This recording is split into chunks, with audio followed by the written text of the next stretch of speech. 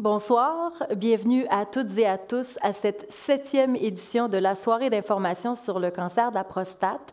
Je me présente, mon nom est Michèle Brisebois, je suis la directrice générale de l'Institut du cancer de Montréal et j'aurai le plaisir et le privilège d'être votre hôte tout au long de cette soirée. L'événement de ce soir est un événement phare du groupe de soutien du cancer de la prostate du CHUM. Quelques mots pour vous décrire un peu quel est le rôle du groupe de soutien. Donc, sa mission est d'apporter un soutien moral aux personnes atteintes de la maladie et à leurs proches. Entre autres, ils offrent un soutien téléphonique, des ateliers de discussion et d'information, et plus encore. Ils sont d'ailleurs toujours à la recherche de nouveaux bénévoles, donc si ça vous intéresse, je vous invite à communiquer avec eux. Les informations sont au bas de l'écran. Pour une 3e année, nous sommes en virtuel pour assurer la sécurité de tous. Donc, cette formule nous permet aussi d'avoir des nombreuses personnes qui nous suivent un peu partout à travers le Québec. Donc, je vous souhaite la bienvenue à toutes celles et ceux donc, qui nous suivent un peu partout dans la province. Laissez-moi vous donner un court aperçu du déroulement de la soirée. Donc, d'abord, on va vous présenter dans quelques minutes un vidéo témoignage d'un patient atteint du cancer de la prostate, M. Claude Richer. Ensuite suivra la conférence de Dr. Sad, Dr. Fred Sad, sous forme d'entrevue. Et nous vous présenterons ensuite une autre capsule vidéo qui vous permettra de mieux comprendre le travail effectué dans le laboratoire de recherche de Dr. Sad. Finalement, nous prendrons du temps avec Dr. Sad pour répondre à vos questions et vous pouvez d'ailleurs nous les poser tout au long de la conférence, là, donc pas juste seulement à la période de questions. Je vous invite à le faire dans la section commentaires sous le Facebook Live et on s'assurera à la période de questions d'essayer de répondre à toutes les questions. Donc, nos modératrices attendent vos questions. Quelques éléments de mise en contexte, si vous le voulez bien. Au Canada, en moyenne, environ 91 % des hommes ayant reçu un diagnostic de cancer de la prostate vivront au moins 5 ans.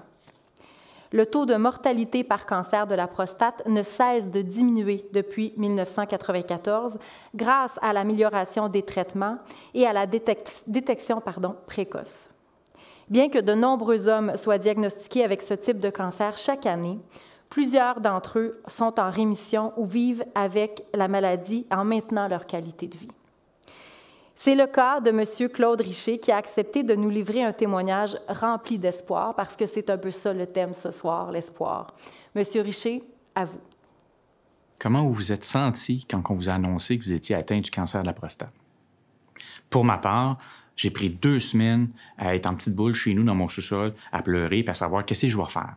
Surtout que c'était un cancer qui était très agressif. On me donnait à peine 30 % de chance de survie sur 5 ans. Après ces 2 semaines-là, j'ai dû prendre une décision parce qu'on ne savait pas quel traitement me recommander.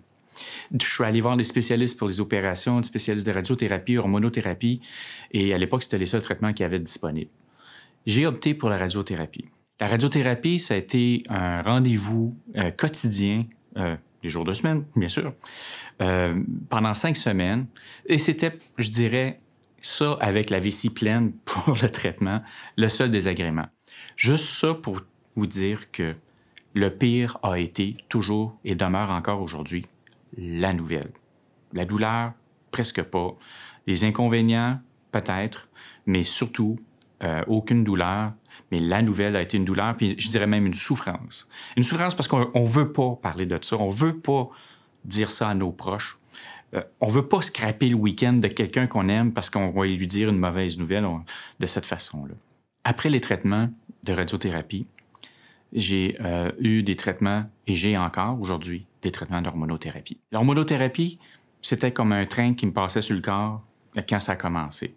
Puis à cette époque-là, je me suis dit, tant qu'à être raqué de partout, je suis allé chez Nautilus, puis j'ai fait de la musculation pour justement être raqué pour une bonne raison. La mise en forme m'a aidé grandement à atténuer les effets de l'hormonothérapie. Présentement, j'ai eu un beau côté de la chose. Il y a quelque chose que je détestais, puis là, c'est très personnel. J'étais poilu comme un ours. L'hormonothérapie me fait sauver des frais incroyables en épilation. Donc aujourd'hui, j'ai moins de poids, j'en ai plus dans le dos, je suis très heureux de ça. À part les effets du début, je vous dirais que présentement, l'hormonothérapie me pose très peu de problèmes, ou à tout le moins presque rien. Donc, jusqu'à date, encore une fois, pas de quoi fouetter un chat pour la maladie, ça a toujours été encore la nouvelle. Je me suis renseigné sur les effets de l'hormonothérapie. J'ai essayé d'adapter mon alimentation. L'exercice venait justement d'un article que j'avais lu, comme quoi que l'exercice pouvait aider grandement à contrecarrer les effets négatifs de l'hormonothérapie. Ça m'a aidé grandement. Je me suis même permis le luxe de me débarrasser de mon diabète de type 2 pendant cette époque-là, grâce justement au changement d'alimentation, au changement d'habitude et grâce à l'exercice. Vous avez un cancer de la prostate? Bien, renseignez-vous sur tout ce que vous pouvez faire. Vous allez avoir l'opportunité de prendre le contrôle sur votre maladie. Et c'est ce que j'ai compris à travers tout ça, c'est qu'on est malade, oui, mais qu'est-ce qu'on peut faire de notre côté avec l'équipe soignante, puis faire équipe avec eux pour être en mesure de faire face à ce défi-là, qui est quand même un défi de taille. En me renseignant, j'ai eu l'impression de prendre le contrôle. J'ai eu l'impression d'aider mon équipe soignante. J'ai eu l'impression de faire plus que juste recevoir des médicaments ou des traitements. Ce qui me permet également de passer au travers de la maladie, ça me permet en même temps de prendre un engagement auprès de mes proches. Oui, je leur annonce une mauvaise nouvelle, mais en même temps, je prends un engagement auprès d'eux pour dire « je vais faire le maximum de mon côté pour être en mesure de passer au travers. » Est-ce que j'ai nié ce que j'ai senti quand ça m'est arrivé? Pas du tout. J'avais une peine, j'avais une peur, j'avais une crainte. Bien, je la vivais, tout simplement. Est-ce que j'avais la réticence à en parler aux proches? Absolument. Mais à partir de là, à partir du moment que j'ai compris que mes proches étaient là pour m'aider, m'appuyer, m'épauler, et même il y en a là-dedans qui m'ont dit « Si tu ne nous le dis pas, comment on peut faire de notre côté pour faire quelque chose? Si nous, on a le goût de faire de quoi avec toi, comment on fait pour y arriver si tu gardes ça pour toi? » Donc, j'ai compris que l'entourage avait besoin de le savoir pour leur permettre à eux de vivre ce qu'eux ont à vivre, puis en même temps de vouloir vivre les choses qu'ils veulent vivre avec moi si jamais pour partir avant le temps. Oui, c'est des choses qui nous passent par la tête. Est-ce qu'on va partir trop vite, trop tôt? De toute façon, on part toujours trop vite, trop tôt. À partir de ce moment-là, bien, on se dit tout simplement, aujourd'hui, je suis là. Aujourd'hui, je suis entouré de mes proches. Je vis de belles choses et j'en profite chaque seconde parce que ça me permet de vivre pleinement ma vie présentement. Merci beaucoup, M. Richer. On vous salue. Je pense que ça donne le ton à notre soirée. Alors, je vous présente maintenant notre invité, Dr Fred Saad. Il est professeur titulaire de chirurgie et d'urologie à l'Université de Montréal. Il est chef du service d'urologie et directeur de l'oncologie urologique au CHUM, directeur du laboratoire d'oncologie moléculaire et de la recherche clinique en cancer de la prostate au CRCHUM, chercheur membre à l'Institut du cancer de Montréal et membre de son conseil d'administration, titulaire de la chaire Raymond Garneau en cancer de la prostate de l'Université de Montréal, récipiendaire de plusieurs prix, il est l'un des médecins les plus cités au monde. Nous sommes choyés de l'avoir avec nous encore ce soir. Dr Saad, bienvenue. Merci beaucoup. Cette année, on l'a mentionné, je l'ai mentionné en fait d'entrée de jeu, on va faire ça un peu sous forme d'entrevue. Donc, pour les gens à la maison, je vous réitère que vous faites partie de façon interactive à cette soirée-là. Il y aura une période de questions à la fin, donc si vous avez déjà des questions, vous pouvez les poser dans les commentaires. Nos modératrices vont les communiquer au moment de la période de questions et ça me fera plaisir de les poser à Dr Saad pour vous. On débute donc notre soirée et la première question à vous poser, c'est qu'est-ce que le cancer de la prostate? Excellente question, Michel. Alors, le cancer de la prostate, c'est un cancer. Comme tous les cancers, ça part d'un organe. Et ici, dans le cas de cancer de la prostate, ça part de la prostate, un organe peu essentiel, sauf pour avoir des enfants. Ça produit du liquide qui accompagne le sperme, mais après l'âge qu'on ne veut plus avoir des enfants, c'est du trouble. Ça grossit, ça donne des problèmes à uriner, les patients se plaignent, et malheureusement, c'est un site de cancer.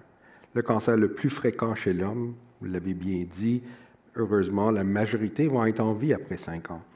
Mais c'est de loin le cancer le plus fréquemment diagnostiqué en Amérique du Nord, et ça inclut le Canada. Et ça fait partie des 3 cancers les plus mortels. Alors, avec le vieillissement de la population, c'est un cancer qui est un vrai défi. Mais le cancer de la prostate n'est pas une seule maladie. C'est vraiment une gamme de maladies on peut avoir un cancer qui est diagnostiqué précocement. Heureusement, la majorité des patients ont un diagnostic de cancer encore localisé au niveau de leur prostate. Mais il y a des patients qui peuvent nous arriver d'emblée avec des métastases. Le cancer est déjà répandu dans les os, dans les ganglions, ailleurs dans le corps. Et on a des patients qui commencent localisés, qui ont un traitement et le cancer revient. Et on va revenir sur ces différents aspects du cancer de la prostate. Alors, quand on parle de cancer de la prostate, ça dépend vraiment où on se trouve dans cette cascade de la maladie. Et heureusement, la majorité des patients ne vont pas arriver au stade le plus tardif, le cancer métastatique résistant à la castration ou résistant aux hormones. Et on va revenir, parce qu'il y a de l'espoir pour toutes ces catégories de cancer de la prostate, heureusement, grâce à la recherche, grâce aux avancements, on peut garder de l'espoir, peu importe où on se trouve dans cette trajectoire de cancer de la prostate. Excellent. Est-ce qu'il y a des signes avant-coureurs pour le cancer de la prostate? Alors, comme presque tous les cancers qui sont pris précocement, il n'y a pas vraiment de symptômes ou de signes.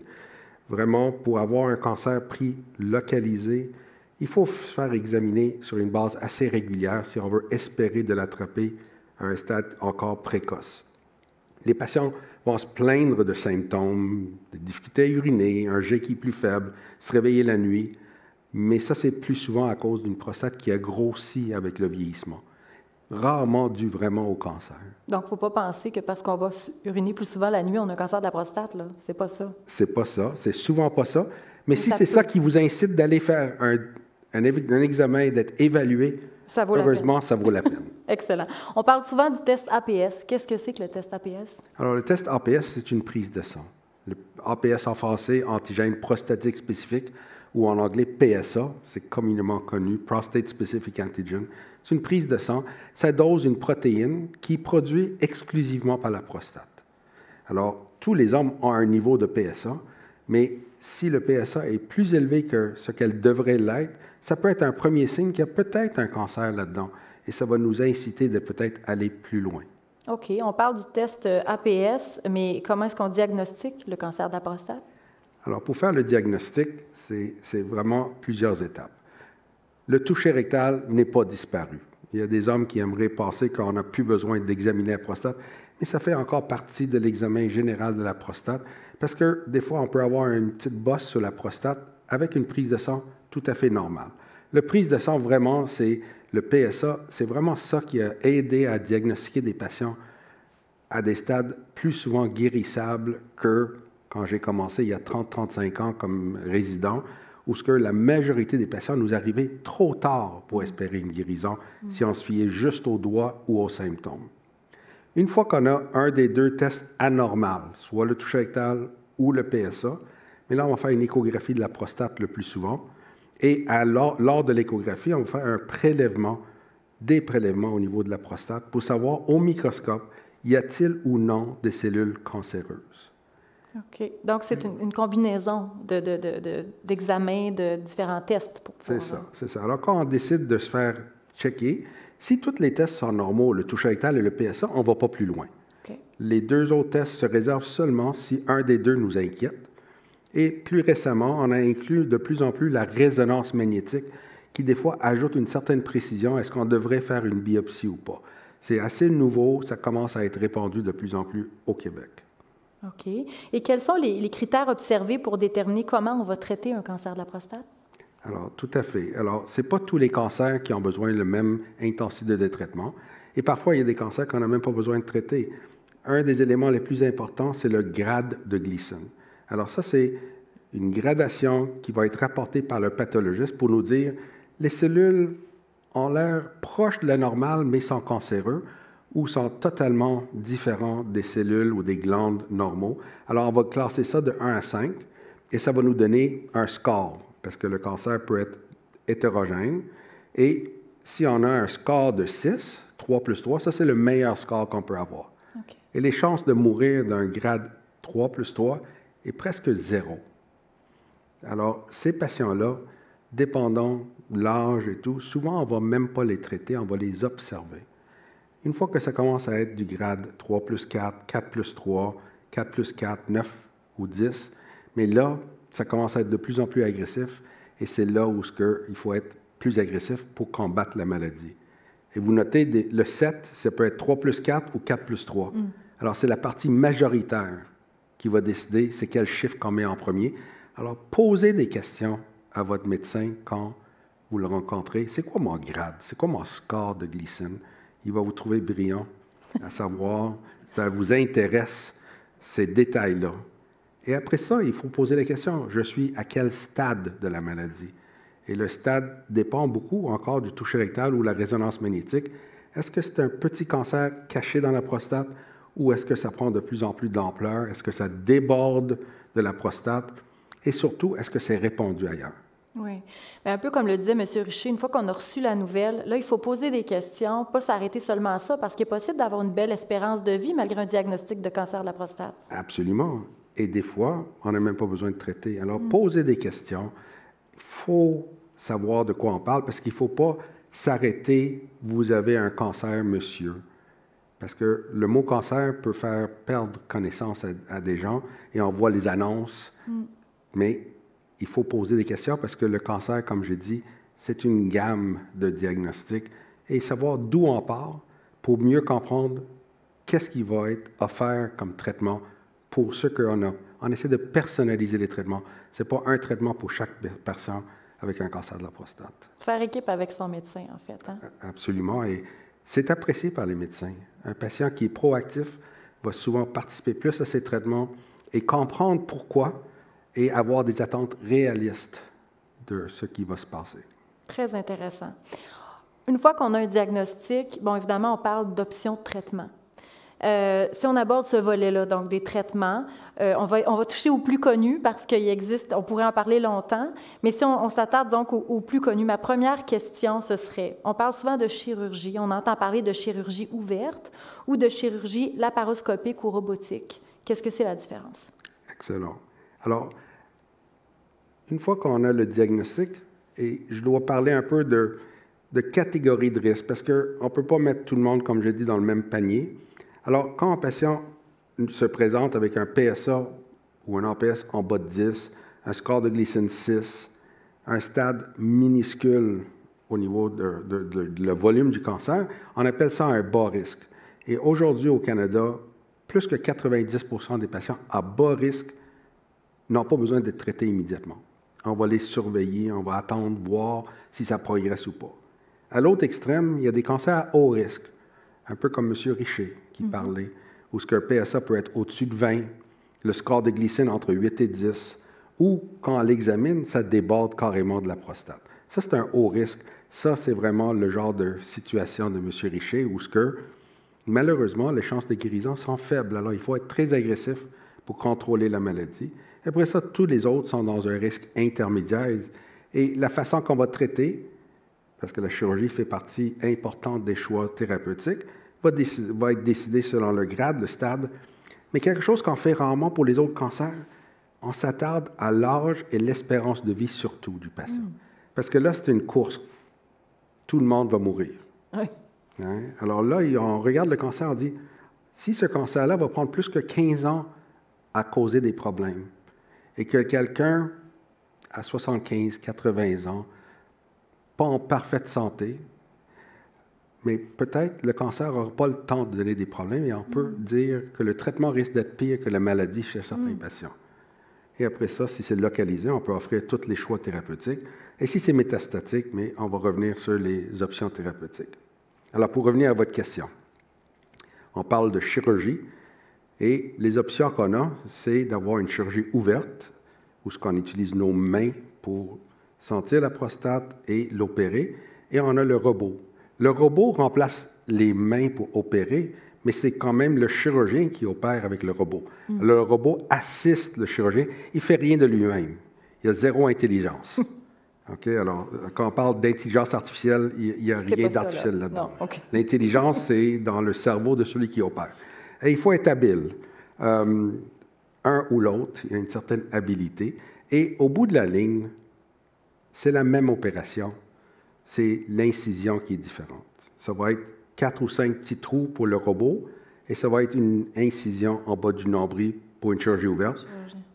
Mais au bout de la ligne, l'objectif, c'est d'enlever la prostate au complet pour avoir une guérison ou espérer d'avoir guéri le patient une fois l'opération faite. Et les complications, les effets secondaires sont les mêmes. OK. Il y a des risques d'incontinence, de sténose, de blocage, de dysfonction érectile qui est le plus fréquent. Mais heureusement, le libido, l'orgasme est préservé. Alors, les gens peuvent avoir une vie sexuelle Épanouie, malgré une chirurgie. différente. Différente. Différente. Et il faut s'adapter à ce changement. Un peu comme vivre avec le COVID, on vit une nouvelle réalité. On s'adapte. On s'adapte. On s'adapte. Excellent. Dans les types de traitements possibles, on entend aussi parler de radiothérapie. Pouvez-vous nous expliquer en quelques mots de quoi s'agit-il, puis quels sont les avantages de la radiothérapie? Okay. Alors, la radiothérapie et la chirurgie sont vraiment deux options qui doivent être discutées avec tous les patients qui ont un cancer localisé. C'est vraiment une autre option. Et quand on a des options, c'est fantastique. Le problème, c'est qu'il faut prendre une décision.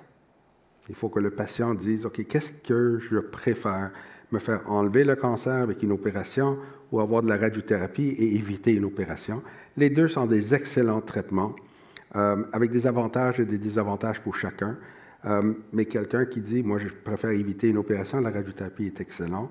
Et ça, c'est avec des rayons externes pour viser le cancer.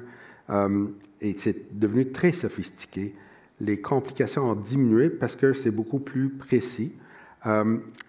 Une des différences majeures, si on fait de la radiothérapie, c'est que normalement, on ne peut pas opérer après. Ah. Alors, il y a des gens qui se disent, moi, j'aimerais être opéré parce que si le cancer revient, j'ai encore l'option de la radiothérapie qui est possible de faire après l'opération. Alors, c'est un cas par cas et on regarde les risques et la nécessité de faire un ou l'autre et le choix personnel du patient.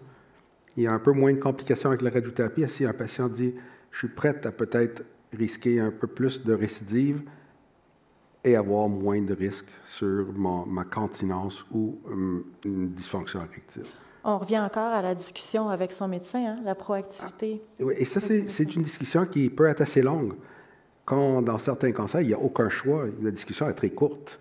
Vous faites ça ou ça va mal aller. Ici, on a des choix quand c'est pris tôt. Et heureusement, on a des choix. Vous parliez de la radiothérapie, puis bon, dans le cas d'une récidive, tout ça. Malheureusement, des fois, le cancer récidive. Quelles sont les options? Ça ne veut pas dire que c'est la fin? Non, absolument pas la fin. Et quand on parle de radiothérapie, juste parce que les patients vont peut-être entendre parler de différentes formes de radiothérapie.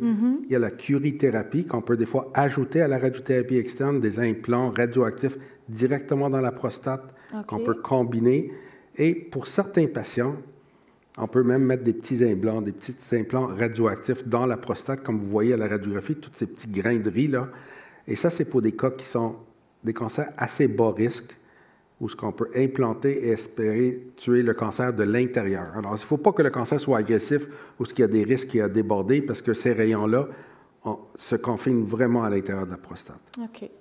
Mais, juste pour terminer avec la radiothérapie, qui sont différents un peu les effets secondaires, ici, on peut faire des brûlures. Alors, des fois, les patients vont avoir des brûlures un peu au niveau de la vessie, au niveau du rectum, et ça va être l'inconvénient qui va contrecarrer l'inconvénient de l'incontinence avec l'opération qui peut arriver dans 5 à 10 % des patients. Ici, on a 5 à 10 % des patients qui peuvent développer des cystites qui peuvent les incommoder, mais des fois, ça n'incommode pas trop. Okay. La dysfonction érectile existe, mais probablement moins qu'avec l'opération. OK. Alors, une fois que le traitement est fait, que ce soit la chirurgie ou la radiothérapie, oui, ça peut revenir. Et comme vous dites, c'est rarement une catastrophe parce qu'on a beaucoup de traitements qu'on peut donner pour un patient qui récidive. Et je vais vous dire, la majorité des patients qui ont une rechute de leur maladie après la chirurgie ou la radiothérapie peuvent vivre plus que 10 ans. C'est rare qu'on peut dire ça pour un cancer que, même si c'est revenu, on peut garder beaucoup d'espoir de vivre longtemps. Et le traitement va varier. Des fois, il va y avoir une rechute, le PSA se met à monter. Parce que les gens se posent la question. Vous m'avez enlevé la prostate. Comment ça se fait que le PSA monte? Oui. Mais le PSA va être produit par n'importe quelle cellule qui origine la prostate. Ah, okay. Alors, si la cellule s'est sortie de la prostate, s'est implantée autour d'où ce qui était, ou dans les ganglions ou ailleurs, le PSA se va mettre à monter. Et là, Comment on va traiter? S'il y a des métastases ou pas, va influencer énormément. Le temps depuis le traitement, alors si ça a pris 5 ans pour que le PSA se mette à monter, ça nous inquiète beaucoup moins.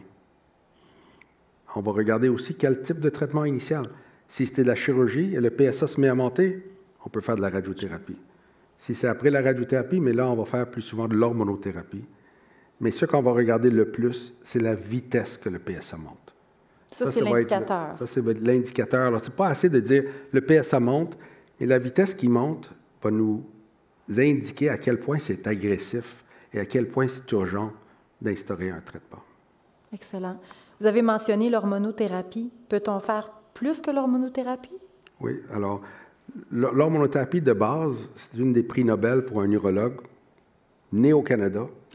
Malheureusement, la découverte était à Chicago, mais on continue à dire que c'est un Canadien qui a découvert l'hormonothérapie dans les années 40. Et ça, c'est vraiment d'éliminer la source de testostérone par une castration chirurgicale. Maintenant, on fait très rarement la castration chirurgicale. On va donner des médicaments qui vont faire comme s'il n'y a plus de testicules qui fonctionnent, parce que c'est vraiment les hormones mâles qui nourrissent le cancer. Okay. Alors, on coupe la source de nourriture, et ça, c'est le traitement de base qu'on va donner à un patient qu'on ne peut plus espérer vraiment à une guérison. Et c'est là où ça va faire régresser carrément le cancer. Des fois, le PSA peut baisser à 0 chez quelqu'un qui a des métastases ou qui a une rechute de sa maladie. L'hormonothérapie a des effets secondaires possibles, et c'est ça qu'on doit expliquer aux patients. Et c'est pour ça que le patient, même là, va avoir un mot à dire. Je veux commencer plus vite ou je préfère attendre un peu. Les bouffées de chaleur, ça c'est très fréquent, c'est comme une femme en ménopause. Une certaine fatigue. Testostérone donne l'énergie, il peut avoir de la fatigue. Mais il y a une perte de libido, naturellement, parce qu'il n'y a plus d'hormones. Mais il y a d'autres changements. Des fois, les patients peuvent avoir des changements cognitifs, une perte de masse musculaire. Il faut surveiller pour l'ostéoporose, parce que le testostérone protège les os. Et il faut surveiller aussi pour le diabète. M. Richer, il s'est pris en main avec l'exercice. Alors, ça a réglé son problème de diabète qui avait même avant l'hormonothérapie. Ah oui, c'est ça. Absolument. OK. Et puis, peut-être en terminant, j'aimerais ça que vous nous expliquiez un peu ce qu'est la thérapie osseuse. OK. Alors, quand on parle de cancer de la prostate, parce que je vais juste résumer un peu tous les traitements qu'on a, parce qu'on a parlé d'hormonothérapie, et ça, vous voyez où est-ce qu'on va insérer l'hormonothérapie. Si quelqu'un a des métastases, on va insérer l'hormonothérapie. Si le cancer récidive après le traitement, on va insérer l'hormonothérapie le plus souvent si ça nous inquiète. Et quand on fait ça, mais malheureusement, il y a certains patients qui vont évoluer vers une maladie qui résiste à l'hormonothérapie et qui a des métastases. Et ça, c'est le seul stade de la maladie qui cause le décès. Okay. Tant qu'on n'est pas rendu là, on ne meurt pas de cancer de la prostate. Alors, mais quand on arrive à ce stade-là, la vie n'est pas terminée, même à ce stade le plus avancé, parce qu'on a eu plusieurs découvertes dans les dernières années où ce que maintenant on peut offrir plusieurs sortes de traitements pour ces patients-là. Et les traitements qu'on donne pour ces patients-là, les hormonothérapies de nouvelle génération, alors c'est de l'hormonothérapie et on ajoute à ça des pilules qui viennent aider à ramener le patient en rémission. C'est des nouvelles combinaisons, en fait. Des nouvelles combinaisons, et c'est par la bouche. Ça a très peu d'effets secondaires. Et ça, c'est les 2 premières qu'on a évaluées pour le stade les plus avancés. Il y a la chimiothérapie qu'on continue à donner, mais on réserve ça plus tardivement de nos jours. Excusez-moi. Et quand les patients ont des cancers résistants à la castration, parce qu'on peut avoir une résistance à la castration, le PSA monte malgré les hormones, mais qu'on ne voit pas de métastase. Okay. Alors, on ne voit pas d'où ça vient, mais là, on a des traitements qui peuvent retarder les métastases. Retarder les métastases d'environ 2 ans et prolonger la survie pour ces patients-là avec des médicaments d'hormonothérapie de nouvelle génération. OK, donc on est en amont. On ne les a pas vus apparaître, mais on ne veut pas qu'ils apparaissent, fait qu'on donne un médicament pour... C'est ça, parce que quand ils résistent aux hormones et que le PSA monte, on sait qu'ils vont développer des métastases. Alors là, on peut retarder le stade mortel de la maladie en prenant ces patients plus tôt dans leur trajectoire. Alors, votre question de... Oui, la thérapie osseuse. La thérapie osseuse, parce que le cancer de la prostate est un peu unique. C'est vraiment les os qui sont le plus souvent attaqués. Et ça cause beaucoup de souffrance. Et les thérapies osseuses cherchent à prévenir, retarder les douleurs qui sont liées aux métastases, aident à réduire de beaucoup les fractures et aident à réduire les risques d'avoir des paralysies parce qu'au niveau de la colonne, les métastases peuvent s'insérer. Et ça, c'est les thérapies osseuses qui sont disponibles au Canada, qu'on peut donner ici au Québec. C'est des médicaments qui cherchent à renforcer les os, qui cherchent à réduire les risques de complications, comme j'ai mentionné, et ça peut se donner en combinaison avec d'autres médicaments. Qui ont d'autres actions, là. C'est ça. OK. Alors, on essaie de combiner pour faire le maximum pour ce stade de la maladie-là. OK. Intéressant. Docteur Sad, on a vite passé les traitements. On aurait pu faire 1 heure juste là-dessus, c'est certain. J'aimerais ça qu'on puisse parler de comment on vit avec la maladie. Donc, tu sais, on reçoit un diagnostic de cancer de la prostate. On peut se poser la question, qu'est-ce que je peux faire? Comment je vais vivre après ça au quotidien? M. Richer en a parlé, il a pris des décisions, il en a parlé avec son médecin. J'aimerais qu'on parle un peu de ça. Oui, absolument. Donc, avez-vous quelque chose à Non, ajouter? mais absolument. Et ce que je veux, parce que pour vivre avec la maladie, même si on a des métastases dès le diagnostic, malheureusement, il y a encore 10-15% des patients qui nous arrivent avec des métastases, mais malgré ça, on peut vivre comme on avait mentionné, et on a des traitements. Les traitements qu'on a utilisés à la fin, oui, on peut les introduire au diagnostic chez quelqu'un qui a déjà des métastases et prolonger la vie de 35% en les amener plus tôt.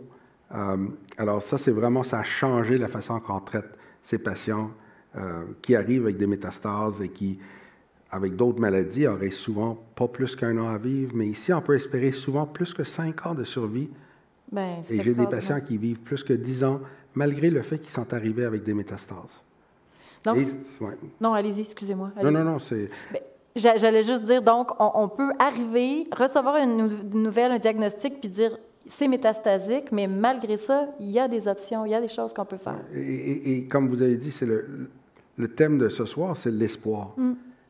C'est vraiment de regarder nos options et de ne pas arrêter de vivre la journée qu'on a le diagnostic. Ça, c'est malheureux quand on se fait donner un diagnostic et qu'on dit, OK, ma vie est terminée. Là, on a gaspillé peut-être plusieurs années de qualité de vie avec nos proches. Alors, il faut garder de l'espoir, la recherche continue, et maintenant, on commence à combiner même des traitements plus tôt pour avoir encore de meilleurs résultats. Alors, c'est ça qui, je pense, doit être retenu par tout le monde, qu'on ne perd pas d'espoir jusqu'à ce qu'on a vraiment épuisé tout ce qui existe. Oui. Et de nos jours, il y a tellement qui existe qu'on peut espérer longtemps. Et vivre avec la maladie, ça, c'est un de mes patients là, qui a servi un peu comme modèle. Il joue au hockey jusqu'à 80 et quelques années. Et l'exercice, on travaille là-dessus, comme M. Richer disait. Mais on pense que ce n'est pas juste pour aider la qualité de vie, mais on est de plus en plus convaincu que peut-être ça prolonge carrément la vie. Carrément. Et que ça peut aider contre le cancer. Là, on fait une étude là-dessus. Avec le support de Movember à travers le monde pour essayer de voir vraiment dans une étude structurée le rôle de l'exercice pour prolonger la vie chez les patients qui ont des métastases ou ce qu'on veut ajouter par-dessus les traitements qu'on leur donne. Excellent. Vous avez, là vous parlez d'exercice, les autres bonnes habitudes de vie à avoir quand on vit avec un cancer de la prostate? Alors, ça revient toujours... Qu'est-ce que je peux faire de plus? Alors, à part l'exercice, vraiment, on encourage de bien manger balancé, de penser. On n'a pas la preuve hors de tout doute, mais quand on regarde des diètes très riches en gras animal, on a l'impression que c'est une des sources de nutrition pour le cancer. Alors, je ne dis pas à tout le monde de devenir végétarien, je ne le deviendrai pas moi-même, mais si on peut réduire notre apport de gras animal, ça peut avoir des bénéfices. si on peut manger plus de légumes. On n'est pas sûr pour la cigarette, mais c'est juste du gros bon sens que si on peut avoir un meilleur cœur, des meilleurs poumons, on va tolérer mieux les traitements. Alors, notre état général physique et psychique est essentiel. Le vécu des patients avec le même cancer peut être totalement différent. La façon qu'ils voient leur traitement, la façon qu'ils l'acceptent, je suis convaincu, aide à passer à travers plus facilement et plus sereinement. Puis vous avez tout à fait raison. Puis c'est vrai pour le cancer, mais c'est vrai pour la santé en général. Hein? L'équilibre, la nourriture, l'exercice, on se le fait dire. Oui, le seul message que je laisserai, c'est de ne pas abuser des produits naturels. Chaque fois qu'on a fait une étude avec des produits naturels comme les vitamines, le sélénium, ça a eu l'effet inverse. Quand les gens abusent, ça avait l'air d'accélérer le cancer. Okay. Alors, achetez pas des grosses quantités de vitamine E, sélénium. À date, le seul qui est sécuritaire et qui semble bénéfique, c'est le vitamine D. Mais c'est bon, on en donne à tout le monde qui est sous hormones à cause pour protéger, pour renforcer les os. Et avec la quantité de lumière qu'on a au soleil, il y a beaucoup de déficiences de vitamine D au Canada. On se concentre sur donc une alimentation, ce que nous offrent les aliments pour trouver un équilibre, l'exercice. Vous avez abordé rapidement la question tantôt quand on parlait du diagnostic. C'est possible d'avoir une vie sexuelle épanouie malgré un diagnostic de cancer de la prostate? Oui, et comme on a dit, c'est certain que ça va être différent. Alors, quand on opère quelqu'un, il n'y a plus d'orgasme, il n'y a plus d'éjaculation, mais on peut préserver un orgasme. Alors, on peut avoir un orgasme qui peut être très satisfaisant. Il peut ne pas avoir d'érection et avoir des très bons orgasmes. Alors, c'est l'érection qu'on va travailler. Il y a des traitements qui peuvent aider les érections, qui sont de plus en plus efficaces. Et quelqu'un qui veut beaucoup, il y a des traitements même un peu invasifs avec des injections qui fonctionnent dans plus que 90% des gens qui sont plus capables d'avoir d'érection. C'est vraiment une question de couple, de trouver autre moyen que juste la pénétration pour dire qu'on a une vie sexuelle qui est satisfaisante. Alors oui, il y a des changements. Il y a des changements même juste en vieillissant, qu'on s'adapte. Alors c'est sûr que quand quelqu'un est traité pour un cancer de la prostate, le changement est plus drastique. Ça passe du jour au lendemain, mais avec de l'aide, et on a des psychologues qui travaillent avec nous dans l'équipe, des sexologues spécialisés, il faut trouver moyen de trouver une satisfaction si c'est important. Et ça varie beaucoup aussi. Pour certaines personnes, c'est moins important. Il y a d'autres plaisirs, il y a d'autres formes de satisfaction, et ça, on va respecter. On ne va pas insister que la vie sexuelle soit la partie la plus importante. Absolument. Puis si on a des craintes par rapport à ça, c'est encore d'avoir une discussion ouverte avec son médecin, avec sa conjointe, son conjoint, mais avec son médecin pour être capable de trouver des réponses. Oui, et des fois, le médecin n'a pas le temps ou ne prend pas le temps. Forcez-le et parlez-en avec votre médecin de famille, parlez-en. Il y a d'autres façons d'avoir de l'aide. Et je sais, des fois, certains médecins sont plus pressés, mais des fois, il faut le dire, il faut s'exprimer. Comme M. Richer a dit, si les gens ne s'expriment pas, c'est difficile à savoir qu'est-ce qui sont leurs priorités. Alors, des fois, il faut être proactif et pas attendre à ce que l'autre vous demande. Des fois, c'est un peu gênant. On peut se faire une petite liste à l'avance. On peut les écrire à l'avance, nos préoccupations. C'est plus facile à verbaliser peut-être une fois devant notre médecin. N'arrivez pas avec une liste de 5 pages. Non, ça, c'est inquiétant. Non, peut-être pas un chapitre. Oui, OK, on se comprend.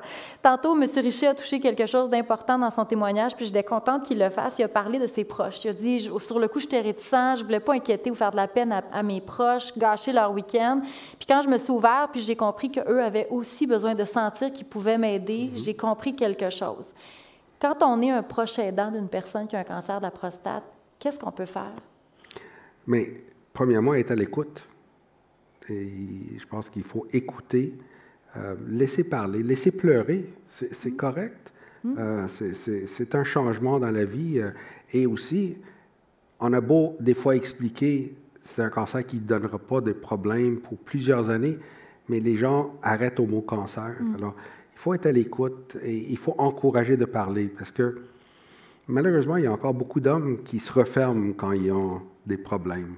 Alors, c'est de l'apprentissage. Le groupe de soutien, une de leurs raisons d'être, c'est justement, et c'est étonnant, je me souviens quand le groupe de soutien a commencé avec M. Chicoine il y a bien longtemps, faire parler les hommes, c'est la femme qui parlait. Mais là, les hommes sont plus ouverts et c'était tabou de parler de sexualité, de dysfonction érectile. Maintenant, ça se parle dans les émissions d'enfants. Je veux dire, c'est plus tabou et c'est correct. C'est bien. C'est bien, certainement. Avant de présenter la capsule, parce qu'on va être déjà rendu là, ça va très vite, la capsule qui vous explique un peu le travail de recherche qui se fait dans le laboratoire de Dr Saad, je vais me permettre de vous poser quelques questions sur la recherche elle-même puis les avancées. Donc, la première question, quelles sont les grandes avancées de la recherche en cancer de la prostate au cours des dernières années? Alors, je pense qu'une photo vaut 1000 mots. Jusqu'en 2010, pour un cancer métastatique résistant à la castration, on avait une seule option. Ça a pris 50 ans de recherche pour arriver avec une chimiothérapie qui prolongeait la vie. Et regardez, en 10 ans, c'est ça tous les nouveaux traitements qu'on a pu développer grâce à la recherche, des nouvelles options, à la fois pour les cancers métastatiques résistants à la castration, mais plusieurs des médicaments, on a découvert, faisaient encore mieux si on les introduisait plus tôt dans la trajectoire de la maladie. Alors, quand un patient pense qu'il n'y a plus d'options... Donc, en 10 ans, là, il y a tout ce qui vient de s'ajouter sur le tableau. Là. Sur le tableau. On est passé de 1 à tout ce que vous voyez là. Wow. Et ça n'arrête pas là. Il y a du nouveau. Là, on a entendu parler, on travaille là-dessus depuis plusieurs années. On a commencé avec des façons de pouvoir identifier les sites de métastase avec une molécule qui se lie au cancer, qui exprime le PSMA. Ça nous permet de voir des cancers, des fois qu'on ne voit pas au scan ou qu'on cherche à savoir est-ce que c'est des métastases, oui ou non. Mais ce qui est innovateur et qui vient tout juste d'être approuvé au Canada, ce n'est pas encore remboursé, mais c'est la première étape de faire approuver un nouveau médicament. C'est qu'on peut à la fois voir le cancer et lier à cette molécule-là un produit radioactif qui va tuer les cellules cancéreuses de façon précise. Alors, pour certains patients qui expriment beaucoup de ça sur leur métastase, on peut espérer que les métastases vont être traitées et les cellules qui ne l'expriment pas vont être épargnées. Ce qu'on espère, c'est que les cellules qui n'expriment pas n'ont pas de cancer. Oui. Parce que c'est ça la limitation de ces traitements, mais ça commence à personnaliser et viser les cancers de façon plus précise, moins d'effets secondaires et parfois des résultats spectaculaires. Et c'est là, on travaille avec ces molécules en bout de ligne actuellement, mais plusieurs protocoles de recherche pour amener ce genre de médicaments plus tôt dans la trajectoire. Et de façon précise, on intervient précisément. Exact. OK, excellent. Au sein de votre équipe, vous travaillez sur plus d'une quarantaine de projets de recherche. Est-ce que vous pouvez nous parler un peu des principaux angles de ces recherches-là? Oui. Alors, on travaille avec beaucoup de recherches et ce qu'on essaye, on parle de médecine personnalisée de plus en plus, c'est d'essayer de regarder au niveau génomique. Est-ce qu'il y a des mutations?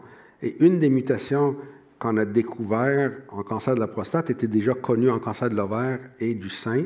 C'est le BRCA, le fameux gène du cancer du sein, se trouve en cancer de la prostate dans un pourcentage assez élevé, 10 à 15 des patients avec des cancers avancés. Alors, quand on identifie ces gènes-là, on peut leur traiter avec les mêmes genres de médicaments qu'on donne pour le cancer du sein et de l'ovaire, avec parfois des résultats spectaculaires. On étudie aussi avec l'ADN circulante, essayer de comprendre qu'est-ce qu'on traite pour essayer d'être de plus en plus précis, surtout quand le cancer est plus avancé, parce qu'il nous joue plus de tours en progressant. Alors, il y a beaucoup de recherches là-dessus, mais c'est vrai qu'actuellement, on a autour de 40 protocoles de recherche avec des nouvelles thérapies, des nouvelles combinaisons. On essaie de viser plus tôt, quand on a le luxe d'avoir des patients qui arrivent plus tôt. Et, comme on a mentionné, la thérapie basée sur l'imagerie ou les biomarqueurs, c'est la nouvelle vague de traitement pour les cancers de la prostate. Et pour d'ailleurs tous les cancers, mais en cancer de la prostate, on est très fiers. On a plusieurs protocoles qui essaient de personnaliser les traitements pour les patients. Et c'est une tangente vraiment forte hein, dans la recherche sur le cancer, là, un traitement à un patient. C'est vraiment ça. Absolument, c'est ça qu'on aimerait. Et un jour, dans un avenir pas si loin, on va arrêter de parler de cancer du sein, cancer de l'ovaire, cancer de la prostate. On va parler d'un panel moléculaire et on va dire, ce patient a besoin de ce traitement-là, peu importe d'où ça commence le cancer. Et c'est probablement vers là qu'on s'en va, où ce qu'on va prendre le cancer, l'analyser et dire, ça c'est le bon traitement pour ce cancer-là. C'est extraordinaire. Écoutez, ça passe vraiment très vite. Avant qu'on aille voir la capsule vidéo, j'aimerais ça vous demander quels sont les messages les plus importants pour les gens qui nous écoutent ce soir.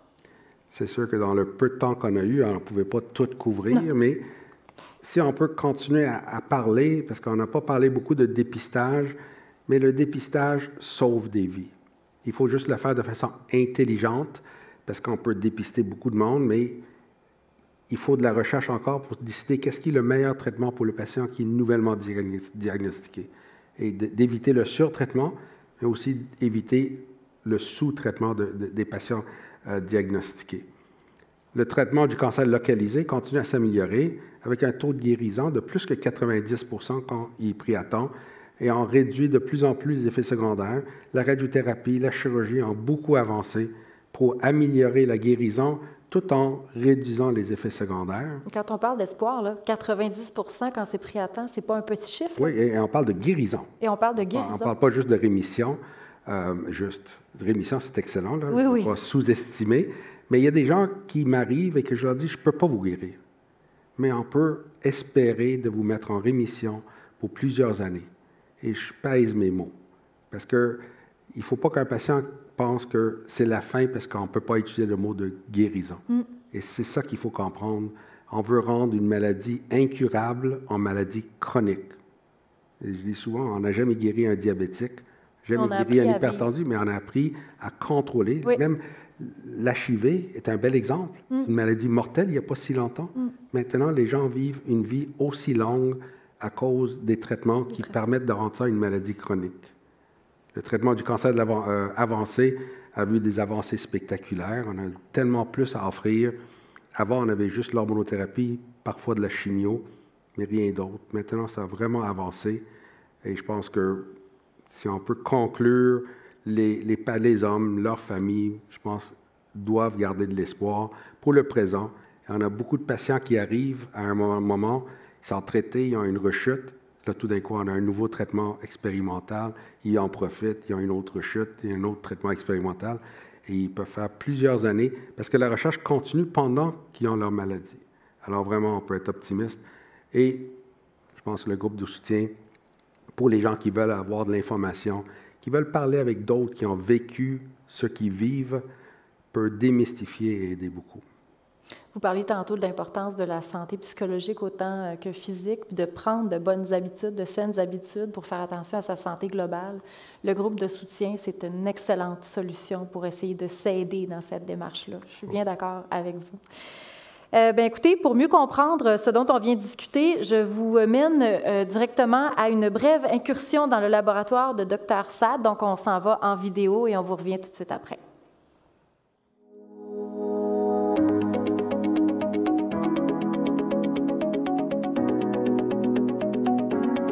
Il faut savoir qu'il existe deux types de recherche, la recherche clinique et la recherche fondamentale. Les deux types de recherche sont faits par des laboratoires du Dr Saad ici au CHUM. La recherche clinique consiste à évaluer l'efficacité de nouveaux traitements en partenariat avec les patients. Alors que la recherche fondamentale, elle, celle qui est pratiquée ici au laboratoire, consiste à essayer de comprendre la maladie, c'est-à-dire déterminer comment elle apparaît, comment elle évolue et comment elle devient résistante au traitement. Pour donner un exemple simple, nous essayons de comprendre si les habitudes de vie du patient ont un impact sur la maladie et son évolution. Est-ce que ses habitudes alimentaires vont avoir un impact sur l'apparition de la maladie? Est-ce que son activité physique va favoriser ou non sa réponse au traitement? C'est ce genre d'axes de recherche qui sont actuellement développés au laboratoire. J'ai rejoint le laboratoire du Dr Saad en décembre 2021 pour travailler sur des biomarqueurs, c'est-à-dire des indicateurs biologiques de progression du cancer de la prostate chez des patients qui ont été traités pour un cancer de prostate localisé par une prostatectomie, c'est-à-dire une ablation totale de la prostate. Le but de mon projet est de comparer ces biomarqueurs de progression dans la population canadienne, dans laquelle ces biomarqueurs ont déjà été étudiés ici, dans le laboratoire, et une population afro-antillaise de Guadeloupe, région dans laquelle je viens, dans le cadre d'une collaboration entre le CHU de Montréal et le CHU de Guadeloupe. Je travaille sur le cancer de la prostate avancée et métastatique. Dans notre laboratoire, nous avons découvert une protéine qui est présente en grosse quantité dans les cellules résistantes à l'hormonothérapie de seconde génération. Cette même protéine semble également jouer un rôle dans le développement des métastases chez les patients atteints du cancer de la prostate. Donc l'objectif de mon projet est d'étudier cette protéine, de comprendre son rôle dans la résistance au traitement et également dans le développement des métastases, et aussi de caractériser les mécanismes moléculaires impliqués dans ces phénomènes. Le rôle d'un associé de recherche en cancer de la prostate, et en cancer en particulier, c'est de coordonner la recherche du laboratoire. Qu'est-ce que ça signifie, coordonner la recherche? C'est déjà développer de nouveaux projets. C'est aussi assurer la continuité des projets, en particulier avec les étudiants finissants et les étudiants qui poursuivent par la suite le projet, aider les étudiants dans leurs activités de recherche à proprement parler, mais également assurer la diffusion de nos résultats auprès de la communauté scientifique et finalement aider à obtenir des fonds de recherche pour pouvoir poursuivre nos expériences. Pour résumer les étapes d'un projet de recherche, il faut comprendre que ce sont des activités qui s'étendent sur une longue période de temps. Ça prend plusieurs années pour commencer un projet et aboutir à quelque chose qui soit exploitable cliniquement. Je vais prendre un des exemples qu'on a au laboratoire sur lequel travaille actuellement Férouz.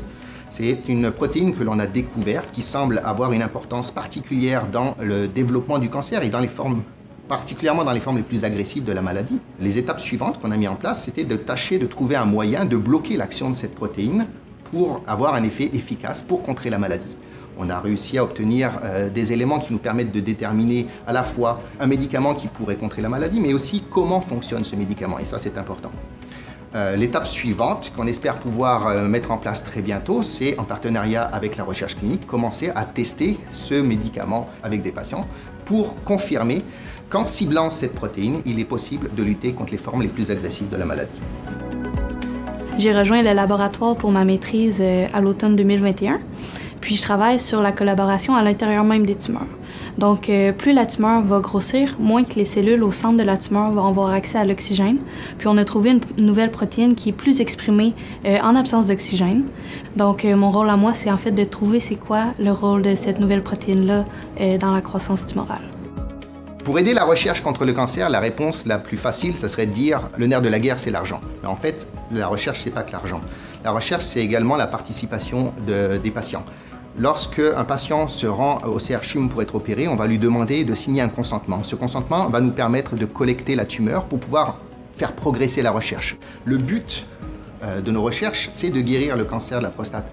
Et cette guérison sera d'autant plus facilitée s'il y a vraiment des efforts qui sont faits dans la prévention de la population, c'est-à-dire faire en sorte d'adapter certaines de nos habitudes de vie pour éviter l'apparition de la maladie, mais également sur la détection, c'est-à-dire que des hommes âgés de 50 ans ou des hommes qui ont des prédispositions génétiques pour ça fassent l'effort de faire des étapes de détection, de faire des tests d'APS et d'aller voir un urologue pour s'assurer qu'il n'y ait aucun début de cancer de la prostate. Car je rappelle, plus le cancer de la prostate est pris tôt, plus il est facile à guérir.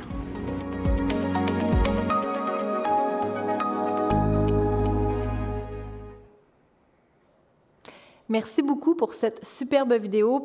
Laissez-moi une petite seconde pour prendre le temps de remercier les gens qui y ont participé. Donc, d'abord, merci à M. Benjamin Péan, Férouz Anab, Patricia Langlois, Kevin Kaladjan, j'espère bien prononcer votre nom de famille, pour leur participation donc à cette superbe vidéo. Ce sont tous des collègues, des gens qui travaillent avec vous, Dr. Saad. Donc, nous sommes déjà rendus à la période de questions. C'est à vous de poser vos questions à Dr. Saad. Moi, je vais prendre la tablette qui est à côté de moi ici et je vais commencer à recevoir dans un instant les questions qui ont été posées jusqu'à maintenant. Je vais juste ouvrir ça. Donnez-moi une petite seconde. Voilà. Et je vais débuter. J'en avais quelques-unes que j'avais préparées d'avance pour que les gens se dégênent parce que c'est toujours un peu comme ça. La première question, on y a un peu répondu. Peut-on guérir le cancer de la prostate? Très certainement. donc de différentes façons. Le cancer de la prostate est-il fréquent? Est-ce qu'il y a beaucoup d'hommes diagnostiqués du cancer de la prostate? Oui, on estime à peu près 25 000 hommes par année au Canada. À peu près 4 000 hommes par année sont diagnostiqués ici au Québec. Et malheureusement, à peu près 1 000 hommes par année vont mourir au Québec du cancer de la prostate. Ça le met en 3e rang après le cancer du poumon, OK. qui est en chute libre parce que les hommes fument moins. Et le cancer colorectal est à peu près la même mortalité que le cancer de la prostate. Ah oui. Alors, OK. c'est vraiment dans les 3 cancers qui affectent la vie le plus au Québec et au Canada. Et au Canada. On a une question de M. Gino Cheng. Il dit « Si le PSA augmente et la biopsie est négative, est-ce que la cause peut être due à l'hyperplastie? » Oui, alors l'hyperplasie, c'est le grossissement de la prostate. Alors ça, c'est l'hyperplasie ou l'hypertrophie. La prostate grossit en vieillissant de plus en plus. OK. Et quand elle est plus grosse, chaque cellule produit un peu de PSA. Alors c'est normal que quelqu'un qui a une grosse prostate va avoir un PSA légèrement plus élevé que quelqu'un qui a une prostate de plus petite taille. OK. Alors c'est pour ça qu'on peut accepter, et c'est là où la résonance magnétique peut des fois venir nous aider, parce que ça nous dit la taille de la prostate, et ça nous rassure qu'il n'y a pas de zone inquiétante. Mais ultimement, c'est la biopsie qui nous confirme ou nous élimine le cancer de la prostate. Excellent. Une question de Mabou Bak. Est-ce que le cancer de la prostate donne des troubles neurologiques? Alors, le cancer de la prostate n'a pas de rôle neurologique et n'a pas vraiment de rôle sexuel non plus. À part le liquide qui est éjaculé, il n'a pas vraiment de fonction sexuelle. La raison que les érections sont souvent affectées quand on opère, c'est que les nerfs sont collés très, très proches de la prostate, les nerfs responsables pour l'érection. Alors, ce n'est pas la prostate elle-même, mais le fait que les nerfs sont endommagés en enlevant la prostate, surtout si le cancer est gros, elle peut envahir les nerfs. Alors, la prostate n'a pas de rôle nerveux ou sexuel, mais les nerfs sont très proches de la prostate. C'est pour ça que des fois, on associe les deux ensemble. Très bien. Manon Ménard qui dit « Si le patient est au stade T1C avec un glycine 6/10 et 7/10 avec APS 3-9, quel type de traitements peuvent être proposés? » Là, c'est très précis, là. Alors, c'est assez précis, mais ça rejoint un peu les catégories. Un patient qui a un cancer de la prostate avec un PSA en bas de 10, T1C, ce que ça veut dire, c'est que quand on touche la prostate, on ne sent pas de bosse. OK. Alors, on pense qu'elle est confinée à l'intérieur. Alors, ça, c'est rassurant qu'on ne sent pas de grosses bosses. C'est rassurant que le PSA soit en bas de 10. Mais ce qui est le plus rassurant, c'est que le grade de glycine est 3+3. Ça veut dire que les chances de progression ou de métastase est à peu près 0. 3+4, il y a un petit risque. Alors, ça dépend de la quantité de 4. Okay. Alors là, on va regarder avec le pathologiste et on va dire, peut-être ce patient-là, on peut ne rien faire ou peut-être on devrait instaurer un traitement. Mais globalement, le pronostic est tellement bon qu'on doit se poser la question, est-ce que le traitement est même nécessaire? OK. Donc, c'est un peu à ce que vous disiez tantôt, on évalue avec l'espérance de vie aussi. Est-ce qu'on va, dans une situation comme ça, donner un traitement ou est-ce qu'on privilégie? Et ça, c'est une grosse question. Le patient doit nous dire aussi. Moi, je suis à l'aise de faire un suivi et il y a d'autres qui vont dire, moi, j'en dors plus. Alors là, on n'est pas pour garder ce stress énorme. On a beau rassurer, mais certains patients restent très stressés et des fois, on va offrir un traitement pour rassurer et éliminer le risque d'une future évolution de la maladie. Donc, mieux vaut être honnête et ouvert avec son médecin. On parle avec son médecin. Isabelle Papineau qui nous demande comment pouvons-nous nous qualifier pour recevoir le traitement Pluvicto? OK. Alors, le Pluvicto, c'est le nom commercial qui s'est donné pour le médicament qu'on a parlé cette semaine avec le PSMA. Alors, l'imagerie liée à des molécules radioactives qui vont se lier à la prostate. Alors, pour l'instant, l'étude qui a démontré une efficacité et ce que Santé Canada a accepté, c'est seulement pour des patients qui ont pas mal épuisé les traitements standards. Alors, l'hormonothérapie de nouvelle génération et la chimiothérapie. Et là, on est un peu à court d'options. C'est là où on pourrait commencer à penser au Pluvicto, qui est le nom commercial de ce médicament-là, qu'on espère va être non seulement approuvé, mais remboursé pour qu'on puisse l'offrir aux patients au Québec dans les prochains mois. Et encore là, ça passe par une discussion avec le médecin là, pour voir? Ça passe avec une discussion avec les médecins, mais ça va probablement passer aussi par une discussion multidisciplinaire pour que ça soit approuvé que c'est un patient chez qui on va aider. Parce qu'il y a des fois d'autres options et ça dépend aussi des tests qu'on va faire avant pour savoir est-ce que c'est approprié comme traitement pour ce patient-là. Excellent. Monsieur Gaétan Lauzon qui nous demande, peut-on prévenir les métastases que les métastases se rendent aux os, pardon?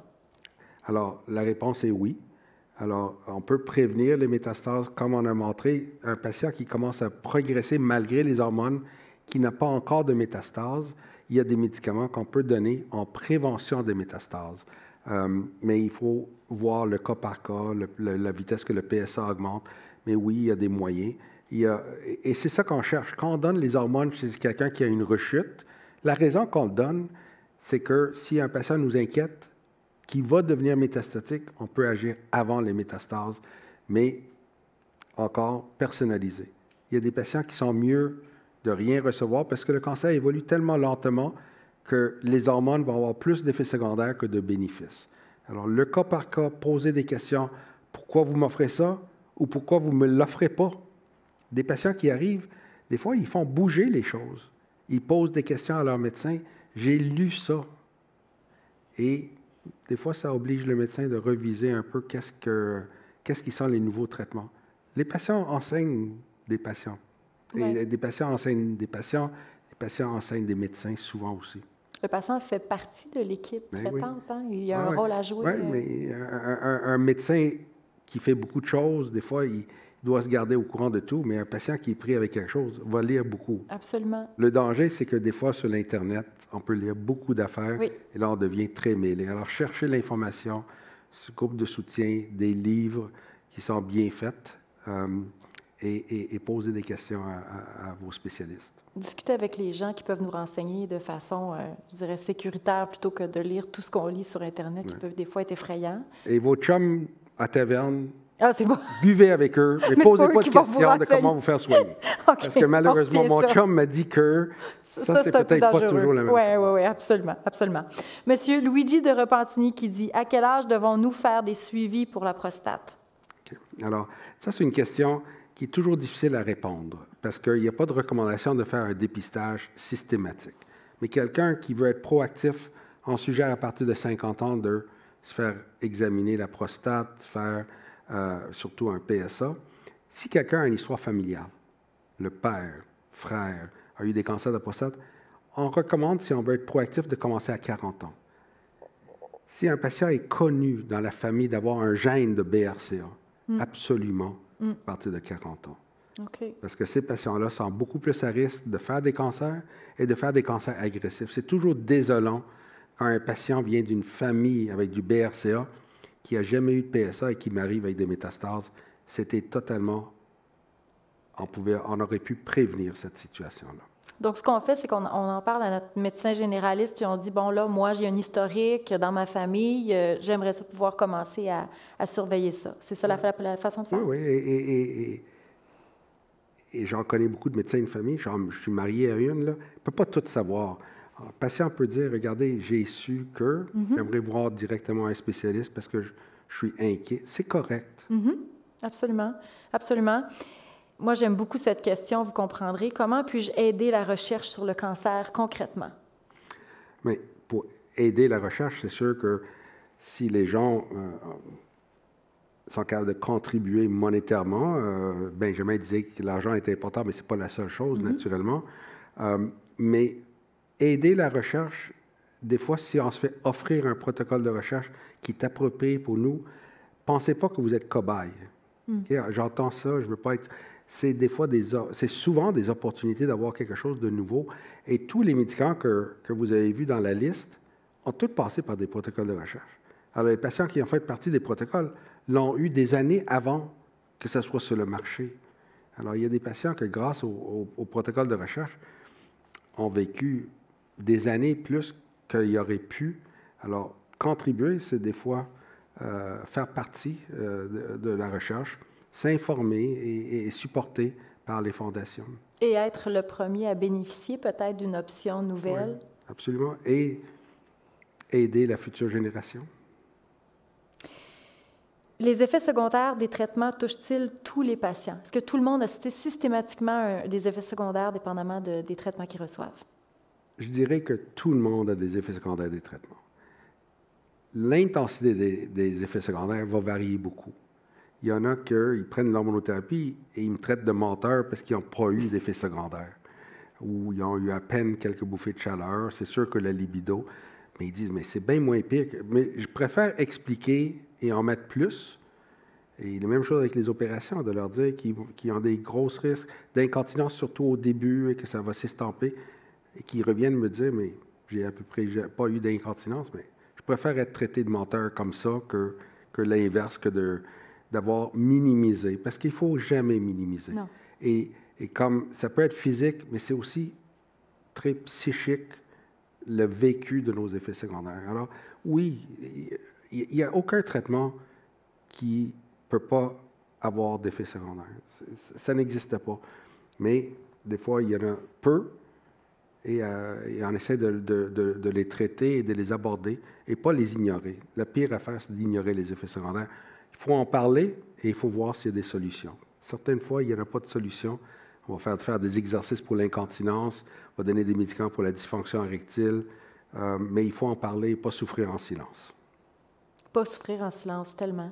Puis c'est correct d'avoir peur, c'est correct de le manifester qu'on a peur. M. Richer le disait dans son témoignage en début de soirée, il dit j'ai trouvé ça correct d'avoir de la peine, de pleurer, de dire que j'avais peur, c'est des étapes. Oui.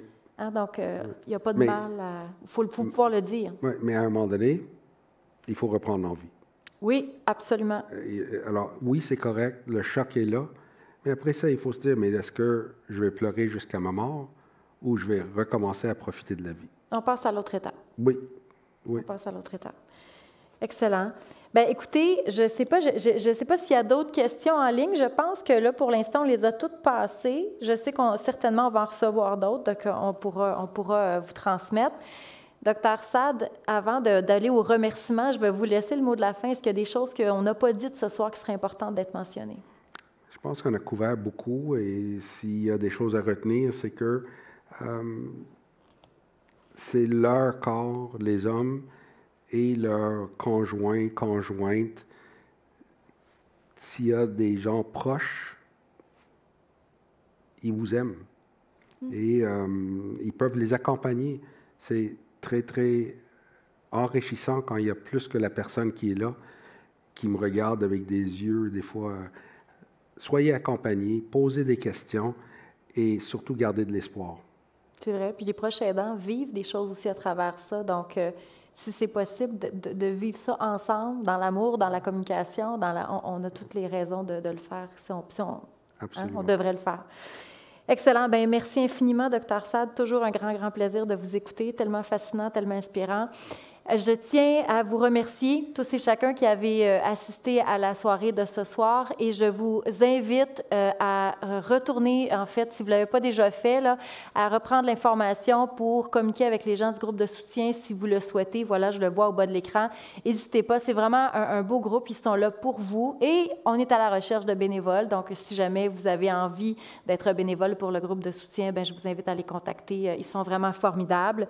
Je tiens à remercier évidemment les commanditaires de la soirée sans qui ce ne serait pas possible. Donc, AbbVie, Amgen, Astellas Pharma, AstraZeneca, Bayer, Janssen et Tolmar. Merci à vous tous d'avoir participé et prenez soin de vous et je vous dis à l'année prochaine.